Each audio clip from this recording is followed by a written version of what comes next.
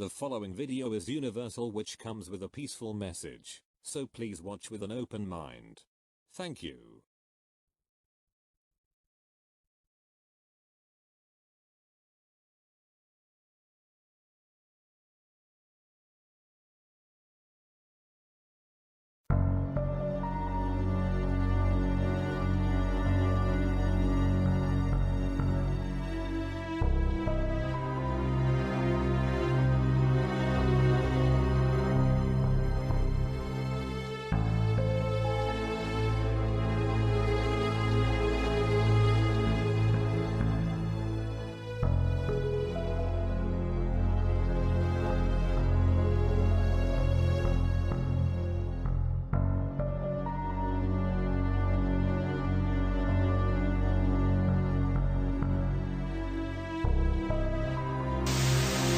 Think fast. Is Al-Qaeda Sunni or Shiite?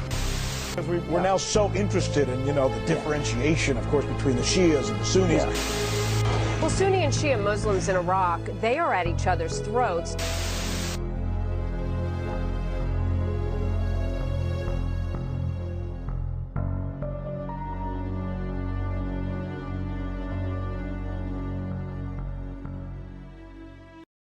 Battered and bruised, both Baghdad and its residents, who flooded not only hospital beds, but also its morgues.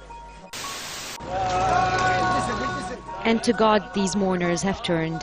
Another funeral procession in a city that's seen similar marches for days now. Scenes reminiscent of the ugly times of sectarian violence many had hoped were now in the past. 5 Shia mosques, all in Baghdad, targeted as worshippers left Friday prayers. The deadliest of the attacks, a car bomb in the northern Baghdad neighbourhood of Shab. Witnesses say worshippers were praying in the street outside the crowded mosque when a suspicious-looking car exploded, killing dozens. When the Golden Shrine in Samarra was destroyed in February 2006, the full might of the Mahdi army went on display, enacting bloody revenge on Sunni groups it held responsible for the blast. Here, 36 Sunnis have been rounded up by the police for no obvious reason apart from living in a mixed neighbourhood.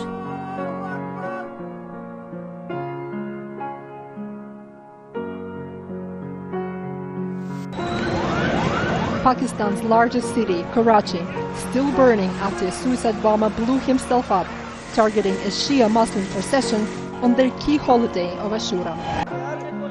This is the moment the blast took place, right in the middle of the procession.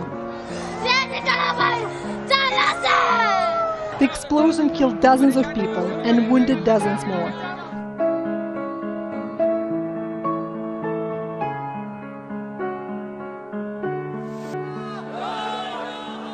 The massacre of a prominent Sunni family sent shockwaves through the neighbourhood. Perhaps it was meant to.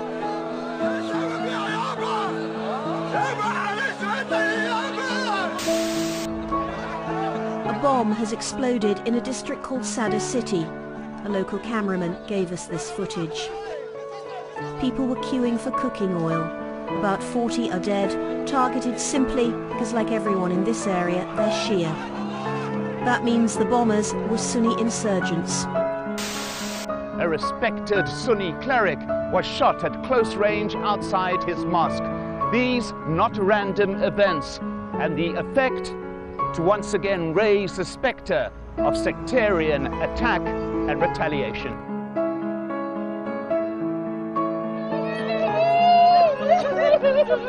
Renewed anger at Iraq's security forces, who people say have once again failed them. The attack spanned the entire city, and many are asking just how did the assailants manage to go through the numerous checkpoints that dot the city with that amount of explosives? Where do they keep getting this bottomless supply of ammunition from? And when will this bloodshed end?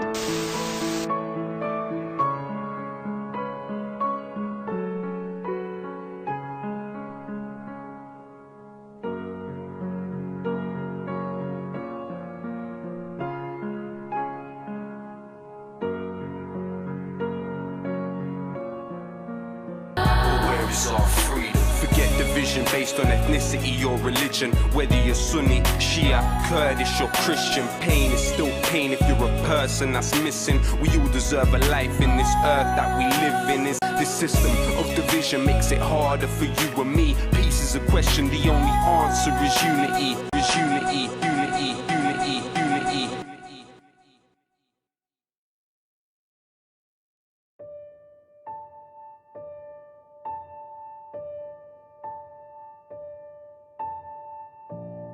But the reason why nothing can ever move forward in Iraq, let's be real, is because of religion.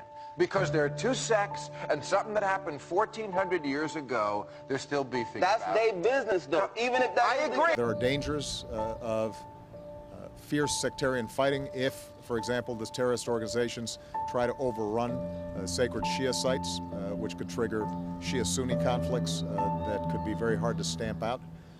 So we have enormous interest there. Dr. Finkelstein's formula is an ensured formula for committing suicide, not for living in the Middle East. You have to live with the realities in the Middle East. I would like the Middle East to be like North America. I would like the Middle East to be after 400 years of bloody wars like Europe, but it's not. It's still a young region. It's fraught with conflict. The Arab-Israeli conflict is not the only one. There are more conflicts than states in the Middle East. There are 22 states with one Israel, and there are over 30 ongoing conflicts in the Middle East. Let's face it, the biggest, the largest conflicts here are between Shiite and Sunnis, not between Israel and its Arab neighbors. Shiite and Sunnis, Shiite and Sunnis, Shiite and Sunnis. The biggest, the largest conflicts here are between Shiite and Sunnis, not between Israel and its Arab neighbors.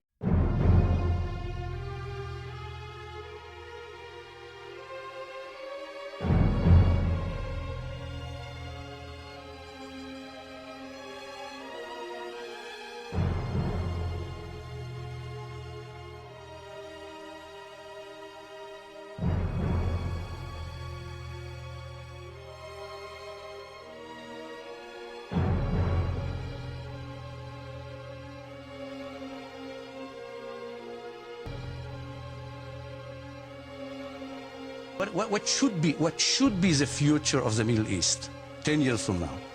I'll tell you, it should be based, the whole concept of stability, security, statehood should be based on several parameters. First of all, we have to accept that it is very, very important to create a coalition, a Sunni coalition. If the assumption is that we are a part of a coalition that based on a kind of a Sunni coalition, and America. What do you mean by Sunni coalition? Sunni coalition, that means that Turkey with Egypt, with Jordan, with Saudi Arabia understand that the major conflict is with Shia led by Iran, and they create this coalition, as I mentioned before, in order to create this coalition that will face Iran.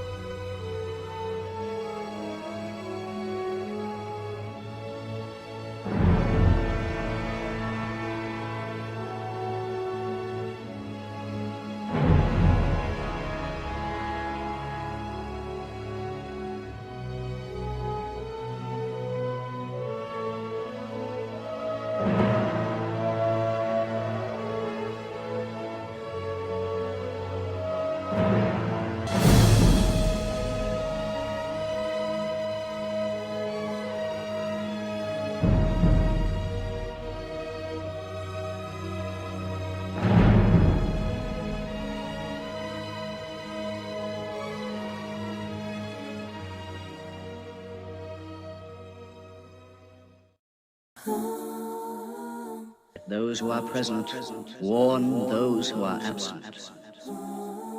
You are all descended from Adam, and the best among you is he who most regards God. Think deeply about what I say. Let all your feuds be abolished.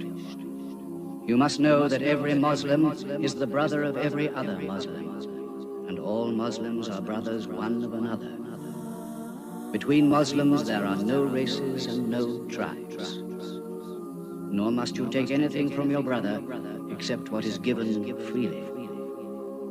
Do not oppress, and do not be oppressed. But I have left you a book, revealed by God, the Quran, which is light and guidance.